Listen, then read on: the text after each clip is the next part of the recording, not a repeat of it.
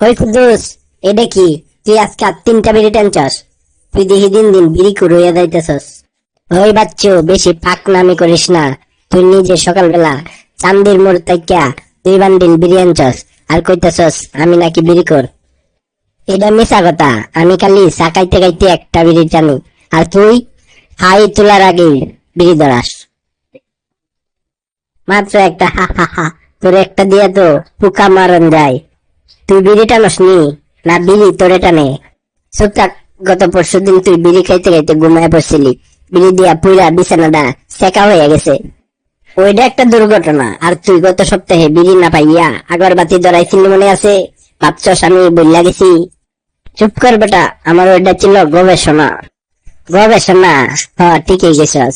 তাহলে সিদ্ধান্ত হইলো আমরা দুইজনেই পাকা বিড়ি কর। তবে তুই 1 নম্বর।